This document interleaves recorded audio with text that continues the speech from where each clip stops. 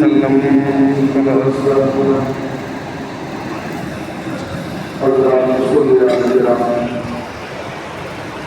رب العالمين অসংখ্য মেহরবানি রব্বুল আলামিন আমাদেরকে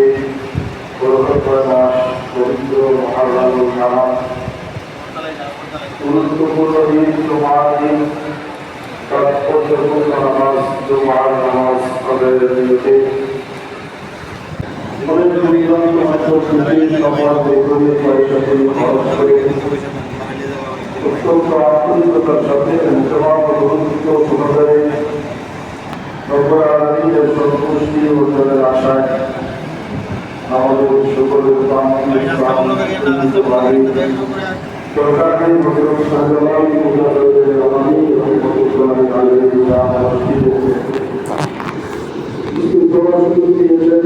আমাদেরকে পৌঁছে দিয়েছেন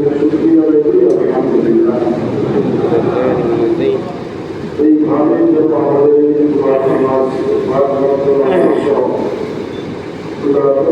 জনপ্রিয় বিধান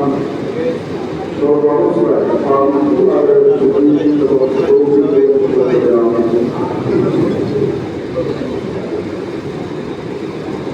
আমরা আজকে যে আয়াতটি কালিমা তাআলা বলেছি এই আয়াতটি কালিমা অবতরণের প্রেক্ষাপট দেখো আমাদের কিতাবের ভাষায় বলা হয় তখন যেন কোন ঘটনা পরিবেশ পরিস্থিতিতে যেন রাজি হয় কি উদ্দেশ্য রাজি হয় তার প্রেক্ষাপট থেকেই বলা হয় আমরা সবাই জানি ইসলামের প্রতিযোগিতা নাসি কয়েকটি জাহাজ সংগঠিত হয়েছিল পরবর্তী উহুদের যুদ্ধ উহুদের জিহাদ অন্যতম যেখানে আমাদের প্রিয় মুহাম্মদ রাসূলুল্লাহ সাল্লাল্লাহু আলাইহি ওয়াসাল্লামের আপন চাচা সাইয়্যিদুশ শুহাদা সকল শহীদের চাচা হযরত হামজা রাদিয়াল্লাহু তাআলা শহীদ হয়েছিলেন। শহীদ হয় তাকে নির্মমভাবে কষ্ট দিয়ে শহীদ করা হয়েছিল। তাকে এমনভাবে নির্গত করা হয়েছিল আঘাত প্রতিঘাতের মাধ্যমে। তাকে কিনা তার পরিচয় পাওয়া খুবই কঠিন ছিল, দুষ্কর ছিল। তেমন তার নাক কান কেটে শরীরে আঘাত প্রতিঘাতের মাধ্যমে কত বিক্ষত করা হয়েছিল। যে কোনো মানুষ যতই কঠিন হৃদয়ের অধিকারী হোক, আসামি হৃদয়ের অধিকারী হোক, সাথে সাথে তার থেকে জল চলে এসেছিল, পানি চলে এসেছিল, কান্নায় ভেঙে পড়েছিল। তবে কঠিন এবং আসাম হৃদয়ের মানুষ এইভাবে কিন্তু মানুষকে মারা যায়। মানুষটি মৃত্যুবরণ করেছে নিশ্চিত যেন তার করা না কত বড় জুলুম, কত বড় নির্যাতন,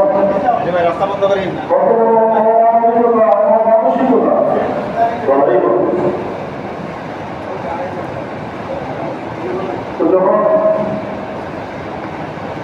উহুদের প্রান্তে ছড়িয়ে ছিটিয়ে থাকা শুহাদায়ে উহুদ ৭০ জন সাহাবীর লাশ একত্রিত করা হচ্ছিল, শনাক্ত করা হচ্ছিল যে কার লাশ, কার লাশ, যে তার অভিভাবক, বাড়ি কোথায়, এইভাবে একজন একজন করে চিহ্নিত করা হচ্ছিল। কিন্তু প্রিয় নবী মুহাম্মদ রাসূলুল্লাহ সাল্লাল্লাহু আলাইহি ওয়াসাল্লামের পরিচিত আমার চাচা সাইয়্যিদুশ শুহাদাকে পাওয়া যাচ্ছিল না। অর্থাৎ তার পরিচয় পাওয়া যাচ্ছিল না যে ইনি সাইয়্যিদুশ শুহাদা হামজা রাদিয়াল্লাহু তাআলা। যেমন ভাবে তাকে বিকৃত করা হয়েছে সর্বশেষ যেভাবে নবী মুহাম্মদ রাসূলুল্লাহ সাল্লাল্লাহু আলাইহি ওয়াসাল্লাম চিনতে পারলেন আবু বকর লাশ তারা দিতে বলেন স্বাভাবিক মানুষ হিসাবে আবেগপ্রবণ হয়ে আবেগের কারিত হয়ে বলে ফেললেন যে আমি যখন সুযোগ পাবো তখন আমার কাছে তারা এইভাবে মুদ্রা বানিয়েছে বিকৃত করেছে আমিও মুসলিমদের ৭০ জন ওইভাবেই বিকৃত করেছে এমনিতেই ছেড়ে দেব অথচ আমরা জানি আমাদের প্রিয় নবী মুহাম্মদ রাসূলুল্লাহ সাল্লাল্লাহু আলাইহি ওয়াসাল্লাম রাহমাতুল্লিল আলামিন দয়া সাগর খুব বিনয়ী নম্র ভদ্র কিন্তু ওই দিন নিজেকে আর ধরে রাখতে পারেন প্রিয় নবী মুহাম্মদ রাসূলুল্লাহ সাল্লাল্লাহু আলাইহি ওয়াসাল্লাম মনে করেছেন আমি ৭০ জনকে ওইভাবে সাথে সাথে আল্লাহ পাক রব্বুল আলামিন আমাদের আজকে তেলাওয়াত কত আয়াত فَإِذَا أَخَذْتُمْ فَآخِذُوا بِمِثْلِ مَا عُوقِبْتُم بِهِ وَلَئِن صَبَرْتُمْ لَهُوَ خَيْرٌ لِلصَّابِرِينَ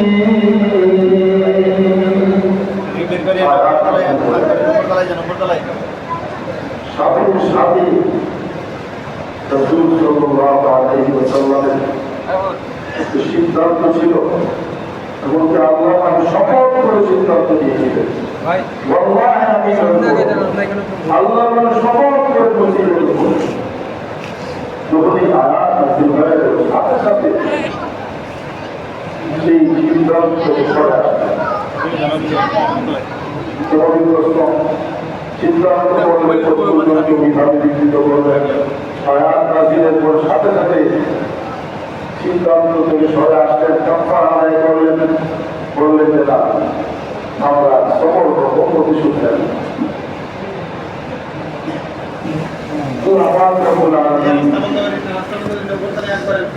বলেছেন যে তোমরা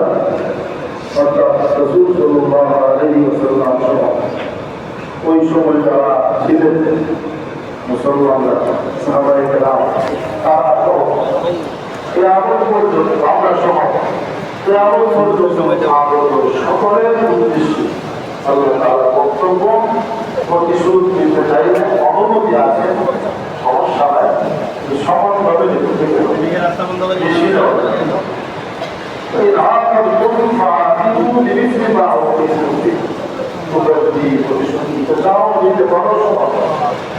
তুমি যেই পরিমাণ কষ্ট তোমরা যেই পরিমাণ কষ্ট ওই পরিমাণ কষ্ট তাদেরকে দিতে পারে বেশি নেওয়া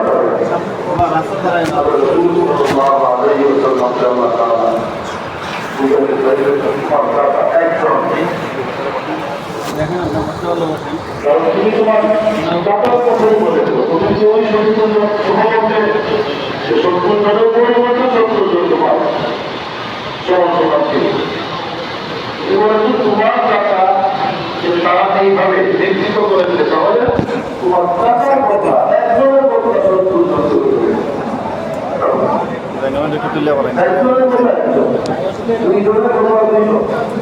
তোমাকে যে পরিমাণ কষ্ট দেওয়া হয় তুমি ওই পরিমাণ কষ্ট দিতে পারবে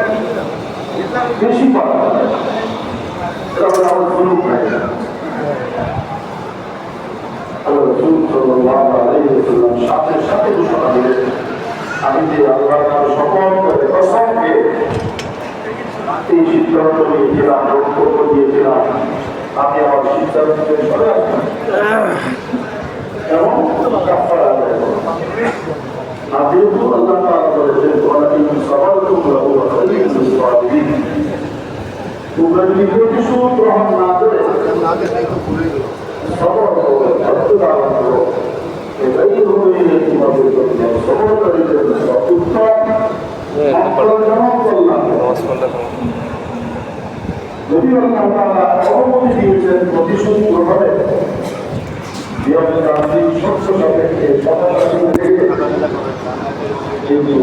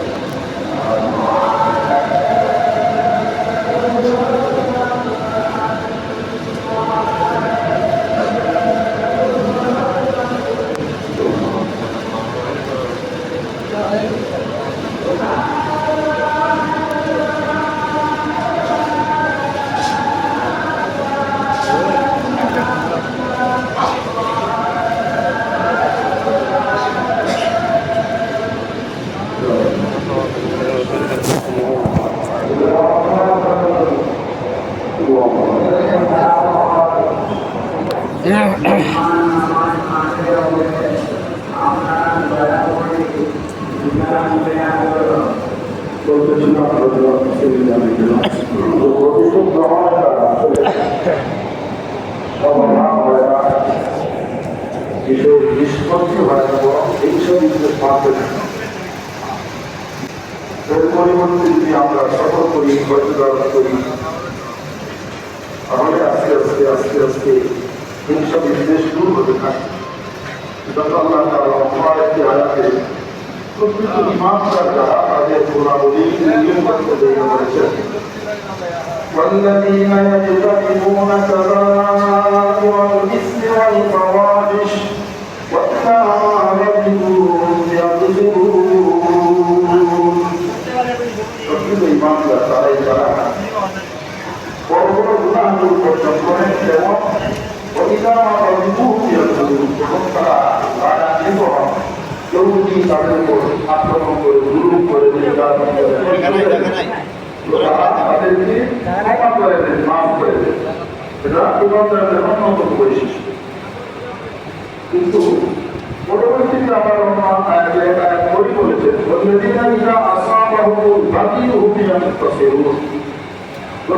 ইমানদারদের আরো একটি গুণ হচ্ছে তারা যখন আক্রান্ত হন প্রতিশোধ গ্রহণ করে। পাশাপাশি দুই আয়াতে দুই ধরনের কথা। প্রথম আয়াত যখন তারা কষ্ট পান লাগান্বিত মাফ করে দেন, এর আয়াত পরেই বলা হয়েছে ইমানদার তারাই যারা আক্রান্ত হলে প্রতিশোধ গ্রহণ করে। এই আয়াতের দ্বারা বোঝা যায় প্রতিশোধ গ্রহণ না করে ক্ষমা সুন্দর দৃষ্টিতে দেখা উচিত। এটাই প্রত্যেক ইমানদারের গুরুত্ব বৈশিষ্ট্য। কিন্তু এর আয়াত পরেই আবার আল্লাহ তাআলা বলেছেন প্রকৃত ইমানদার তারাই যারা আক্রান্ত হলে প্রতিশোধ গ্রহণ করে। আর্থিক সহযোগী বক্তব্য মনে হয়, আসলে কোরআনের এবং সহযোগী বক্তব্য পরিষ্কার লিখেছে স্থানকাল পাত্রভেদে ক্ষমা করা উত্তম, স্থানকাল পাত্রভেদে প্রতিশোধ গ্রহণ উত্তম। অর্থাৎ যদি আমি দেখি যে লোকটাকে মাফ করে দিব, সে বাড়াবাড়ি করবে না, বরং সে সংশোধনের দিকে চলে আসবে, ক্ষমা করা উত্তম। কিন্তু যদি দেখা যায় তাকে ক্ষমা করলে সে আরো সুযোগ পাবে, সে আরো তার শক্তি বৃদ্ধি করে আরো বেশি মানুষের উপরে জুলুম নির্যাতন করবে, অন্যায় বিচার করবে। ক্ষমা করে দিলে তখন ক্ষমা করা উচিত হয়, প্রতিশোধ গ্রহণ উচিত।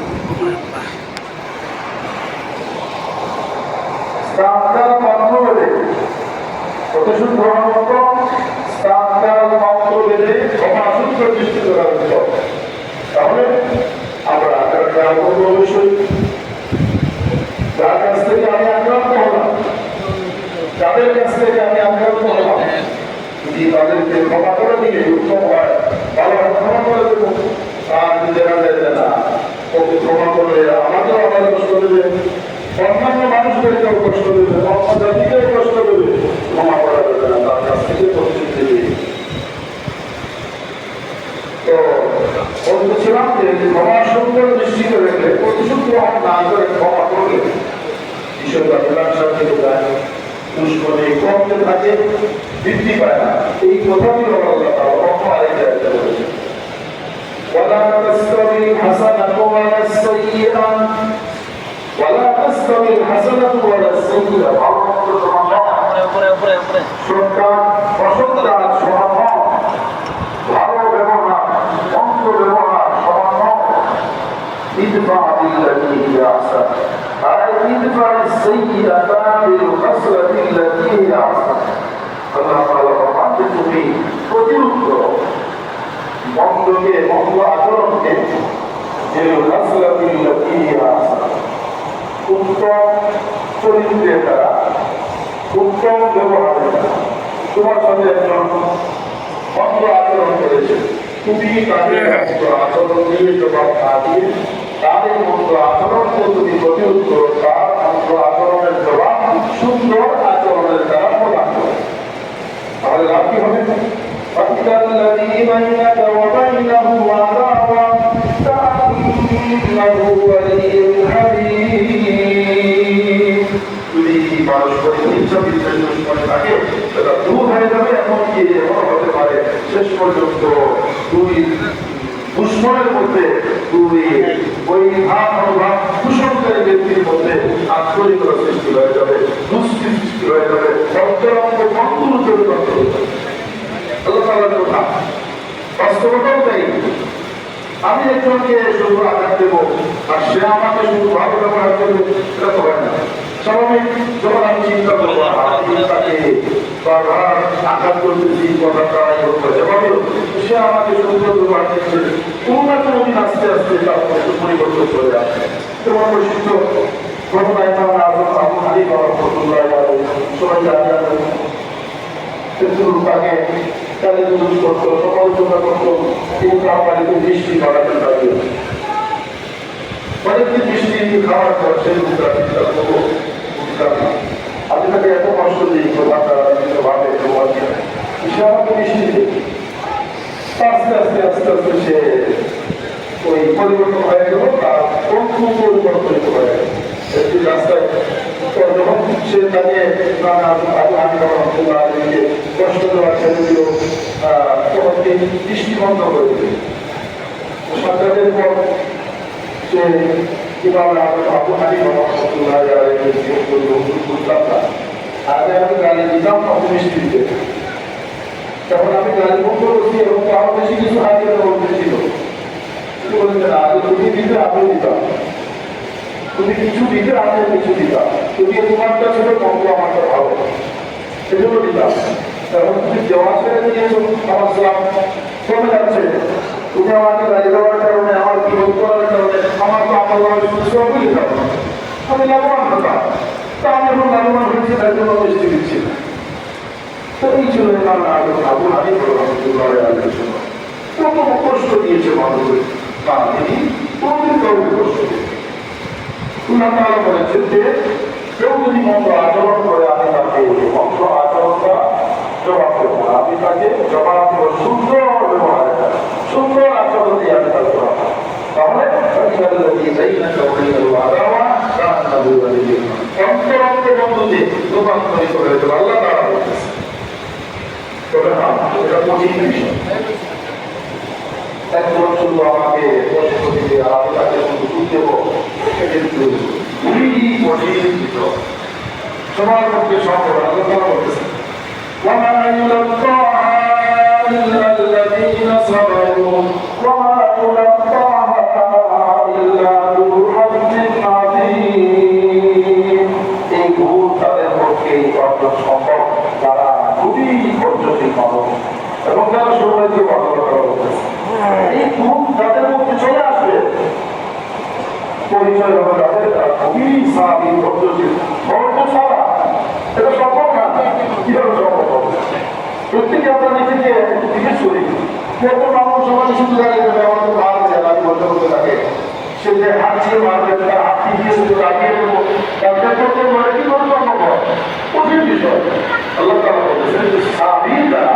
ধৈর্যশীল যারা তাদের পক্ষে সম্ভব আর যারা সৌভাগ্যবান তাদের পক্ষে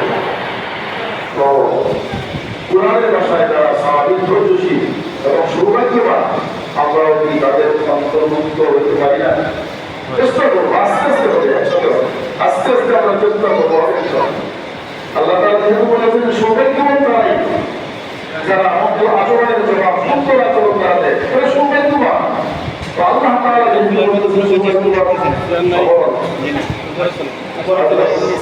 তারপরে আমরা বলতেছেন যে অনেক সময় তুমি চেষ্টা করবে যে মন্দ আচরণের জবাব সুন্দর আচরণ দ্বারা দেওয়ার জন্য শয়তান এখানে তোমাকে কুমন্ত্র দেবে وَإِمَّا يَنزَغَنَّكَ مِنَ الشَّيْطَانِ نَزْغٌ فَاسْتَعِذْ بِاللَّهِ যখন তুমি চাইবে ভালো কাজ করতে তোমার শয়তান এসে তোমাকে এমন ইনজেকশন দেবে কুমন্ত্র দেবে কথা মুশকিল হবে তোমার সাথে সাথে আউযু বিল্লাহ করবে আউযু বিল্লাহি মিনাশ শাইতানির রাজিম তুমি ওই শয়তান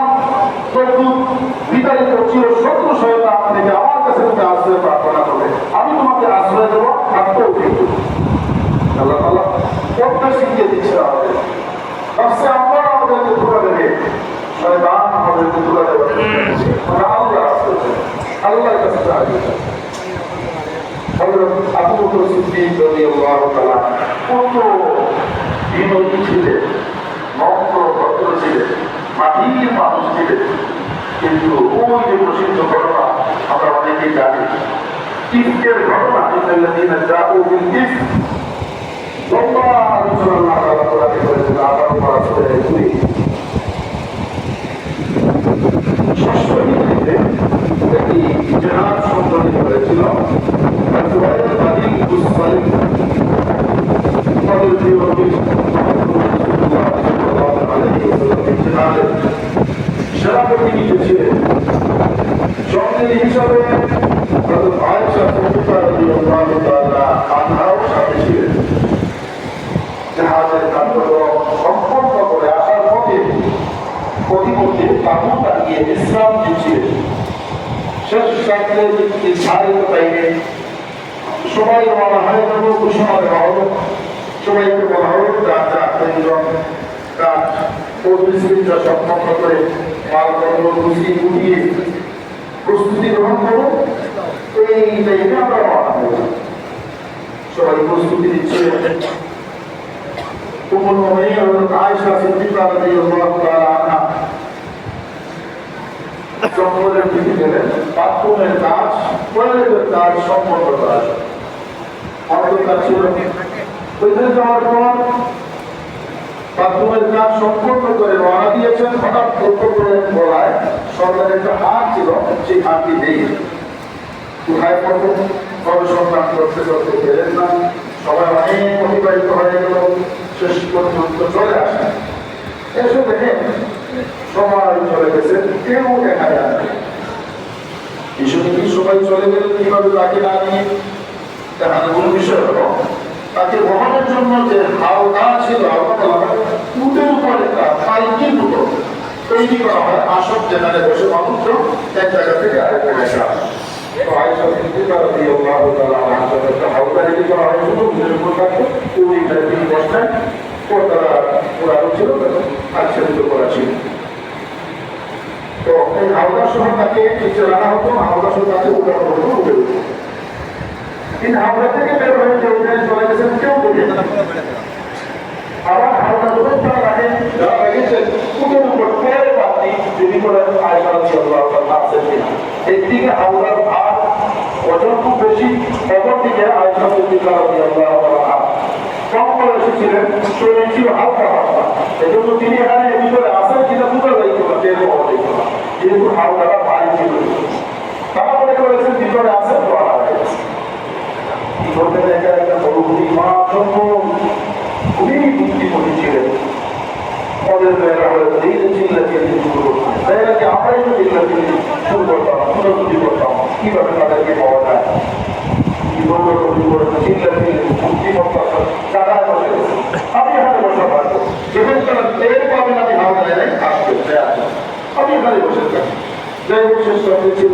বসার পরে তন্দ্রা চলে যেতে ঘুম চলে যেতে তিনি ঘুমিয়ে পড়ে। অপরদিকে নিয়ম ছিল মোহাম্মদ রাসূলুল্লাহ সাল্লাল্লাহু আলাইহি ওয়াসাল্লামের যে সাথীদের কোনো মালামাল কোনো কিছু থেকে যায় কিনা বা কোনো সাথী পিছনে থেকে যান কিনা, অসুবিধা হচ্ছে কিনা, এটা দেখার জন্য আরো পিছনে একজনকে কখনো ব্যক্তিকে এই ঘটনাগুলি বোঝাতে এই ব্যক্তিতে রেখেছিলেন। সাফওয়ান ইবনে মুআত্তাল যে সাহাবীর নাম ছিল তাকে রেখেছিলেন পিছনে, তুমি পিছনে পিছনে আস্তে আস্তে আসবে, কোনো সাথীর কোনো অসুবিধা হচ্ছে কিনা, কোনো মাল সামানা হইল কিনা, এটা দেখে সাফওয়ান ইবনে মুআত্তাল শেষ করতে অবগ্রহণ করে দেখবেন কি যেন কাবার করে থাকে। তখন পর্দার বিধান নাযিল হয়ে গেছে। পর্দা পড়া ছেলে মুখ খোলা ছিল। পর্দার বিধান নাযিল হওয়ার আগে তিনি আয়েশা রাদিয়াল্লাহু আনহাকে দেখেছিলেন। এজন্য যখনই চেহারা দিকে তার নজর চিনে ফেলেছেন, চিনে ফেলার সাথে সাথেই আওয়াজ শুনে আয়েশা রাদিয়াল্লাহু আনহাকে ভয় দিলেন এবং থেকে তো বুঝতে পেরেছেন কোনো দুর্ঘটনা ঘটেছে। যাই হোক, তার সাথে উট ছিল, তিনি আয়েশা রাদিয়াল্লাহু আনহার কাছে উট দিয়ে বসাইলেন, বললেন যে আপনি উঠে যান, আমি আপনাকে নিয়ে যাব। তিনি উটের উপর বসে পড়লেন। সাফওয়ান ইবনে মুআত্তাল সামনে রশি ধরে ধরে সামনের দিকে তাকিয়ে তাকিয়ে আস্তে আস্তে আস্তে আস্তে শেষ পর্যন্ত সবার সাথে তিনি চলে গেলেন। ওইখানে যাওয়ার পর মুনাফিকদের সর্দার সে সুযোগ পেয়ে গেল। আয়েশা রাদিয়াল্লাহু আনহা আর সাফওয়ান ইবনে মুআত্তালের মধ্যে খারাপ সম্পর্ক আছে, এই জন্যই তারা একসাথে চলাফেরা করে বলে সে কুৎসা ঘটনা করে দিল সবার। আল্লাহ মাফ করুন। এই মুনাফিকদের সাথে সাথে তিনজন মুসলমান শরীক হয়ে গেলেন বুঝিয়ে না বুঝে। একজনের নাম ছিল হাসান, আরেকজনের নাম মিসবাহ, আরেকজন মহিলা ছিলেন হামরা। মিসবাহ তিনি ছিলেন হযরত আবু বকর সিদ্দিক রাদিয়াল্লাহু আনহু আত্মীয়, গরীব, তাকে তিনি সহযোগিতা করতেন, টাকা পয়সা দ্বারা তিনি দিতেন। তো এই ঘটনায় রাসূল সাল্লাল্লাহু আলাইহি ওয়াসাল্লাম যদি কোনো শুরু হয় আয়েশা রাদিয়াল্লাহু আনহা তার দেখতে পারলেন আবু বকর সিদ্দিক রাদিয়াল্লাহু আনহু খুবই কষ্ট করে সাহাবায়ে কেরাম খুবই কষ্ট করে শেষ পর্যন্ত লম্বা আল্লাহ তাআলা আয়েশা রাদিয়াল্লাহু আনহা প্রশংসা করলেন। সাহাবায়ে কেরামের প্রশংসা করে যারা এই বদনাম বানানোর কাজে শরীক হয়েছিলেন তাদেরকে তিরস্কার করলেন, তারা তওবা করলেন, তাদের তওবা কবুল হলো, বিস্তারিত আলোচনা। এবারে আমার বলার যে বিষয়টি সেটা হলো আবু বকর সিদ্দিক রাদিয়াল্লাহু আনহু এত দয়ালু, এত নরমদিল মানুষ, সুমদিনের অধিকারী ব্যক্তি হওয়া সত্ত্বেও এই ঘটনায় এত কষ্ট পেয়েছিলেন তিনি প্রতিজ্ঞা করলেন আল্লাহ নামে কসম করে যে মিসবাহের ব্যাপার থেকে আমি কোনো সহযোগিতা করবো না। সে আমার আত্মীয়, আমি তাকে এত সহযোগিতা করি, সে কিভাবে আমার মেয়েতে পারে এই পথ মানুষের আল্লাহ তাআলা সাথে সাথে আয়াত নাযিল করেছিলেন। ولا يأتل أولو الفضل منكم والسعة أن يؤتوا أولي القربى والمساكين والمهاجرين في سبيل الله وليعفوا وليصفحوا ألا تحبون أن يغفر الله لكم والله غفور رحيم। আল্লাহ তাআলা বলেন যারা সম্মানী মানুষ বলতে কোন মর্যাদাশীল সম্মানিত ব্যক্তি যারা যাদেরকে আল্লাহ সামর্থ্য দিয়েছেন, যারা ধনী সম্পদশালী, তাদের জন্য এইভাবে আল্লাহ নামের শপথ করা উচিত নয়। এই মর্মে যে আমি দেবো না, মিসকিনকে আমি দান করবো না, এই মর্মে যে শপথ করা হয়েছে, এটা আসলে যারা ভালো মানুষের জন্য এইভাবে শপথ করা উচিত নয়। খুব সুন্দর ভাষা আল্লাহ তাআলা তাকে শপথ করতেছে। তোমরা যেটা চাও আল্লাহ বলতেছেন যে আল্লাহ তোমাদেরকে ক্ষমা করে দিন, তোমরা এটা বিতরণ চাও আল্লাহ তাআলা তোমাদেরকে ক্ষমা করে দিন। তোমার স্তর তোমার কাছে তোমরা ক্ষমা করো আল্লাহ যখনই আয়াত নাযিল হয় আবু বকর সিদ্দিক রাদিয়াল্লাহু আনহু বলেন আমি কাফারা আদায় করে দিলাম, আল্লাহ ইন্নী উরিদু আন ইয়াগফিরাল্লাহু লি, আল্লাহ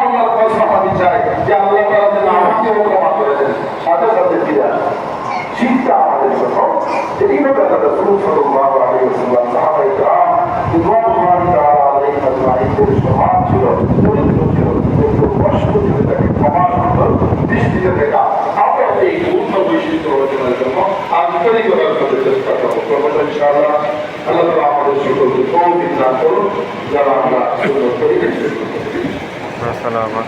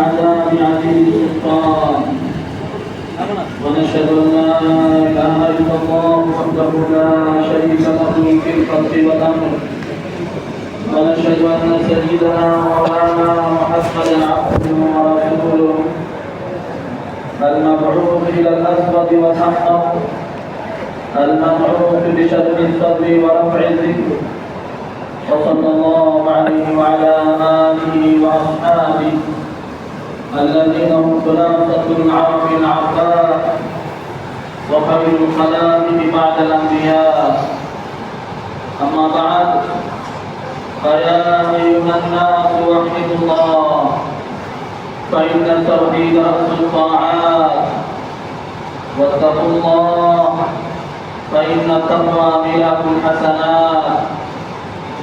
وعليكم بالسنة فإن السنة تهدي إلى الطاعة ومن أطاع الله ورسوله فقد رشد واهتدى وإياكم والبدعة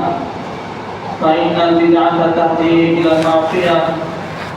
ومن يعص الله ورسوله فقد ضل وغوى وعليكم بالصدق فإن الصدق يهدي والكذب يهلك وعليكم بالإحسان فإن الله يحب المحسنين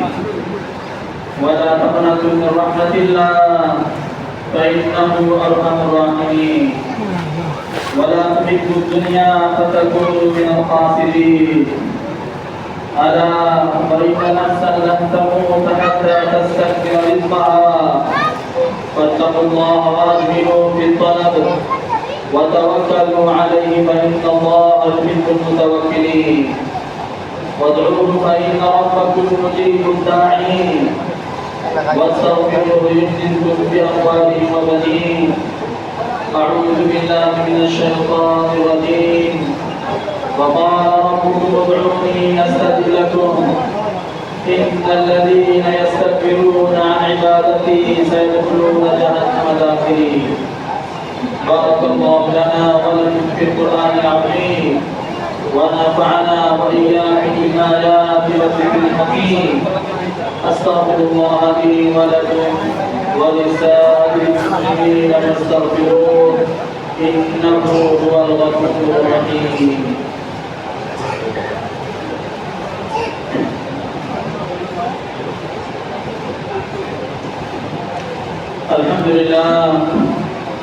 الحمد لله نحمده ونستعينه ونستغفره ونؤمن به ونتوكل عليه ونعوذ بالله من شرور أنفسنا ومن سيئات أعمالنا من يهده الله فلا مضل له ومن يضلله فلا هادي له ونشهد أن لا إله إلا الله وحده لا شريك له ونشهد أن سيدنا ومولانا محمدا عبده ورسوله أرسله بالحق بشيرا ونذيرا بين يدي الساعة من يطع الله ورسوله فقد رشد ومن يعصهما فإنه لا يضر إلا نفسه ولا يضر الله شيئا أعوذ بالله من الشيطان الرجيم إن الله وملائكته يصلون على النبي يا أيها الذين آمنوا صلوا عليه وسلموا تسليما اللهم صل وسلم على محمد وأزواجه وذريته وعلى الصحابة أجمعين وخص منهم الخلفاء الراشدين أبا بكر وعمر وعثمان وعلي رضي الله عنهم وتابعهم ومن تبعهم بإحسان إلى يوم الدين اللهم أعز الإسلام والمسلمين اللهم أعز الإسلام والمسلمين اللهم انصر المجاهدين في غزة وإيران وكل مكان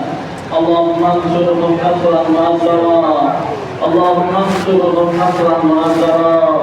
اللهم انصرهم نصرا مؤزرا اللهم انصر اليهود والنصارى وجميع الملحدين وخذهم أخذ عزيز مقتدر وخذهم أخذ عزيز مقتدر اللهم إنا نسألك الهدى والتقى والعفاف والغنى اللهم إنا نسألك العافية من كل بلاء والشفاء من كل داء وأن تحفظنا من كل وباء اللهم ألف بين قلوبنا وأصلح ذات بيننا واهدنا سبل السلام ونجنا من الظلمات إلى النور وجنبنا الفواحش ما ظهر منها وما بطن وجنبنا الفواحش ما ظهر منها وما بطن ربنا آتنا من لدنك رحمة وهيئ لنا من أمرنا رشدا ربنا عليك توكلنا وإليك أنبنا وإليك المصير عباد الله رحمكم الله إن الله يأمر بالعدل والإحسان وإيتاء ذي القربى وينهى عن الفحشاء والمنكر والبغي يعظكم لعلكم تذكرون فاذكروني أذكركم واشكروا لي ولا تكفرون.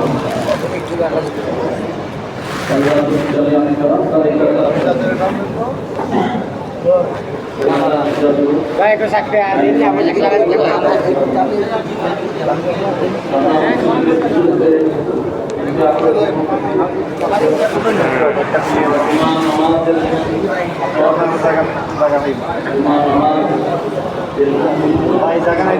Jangan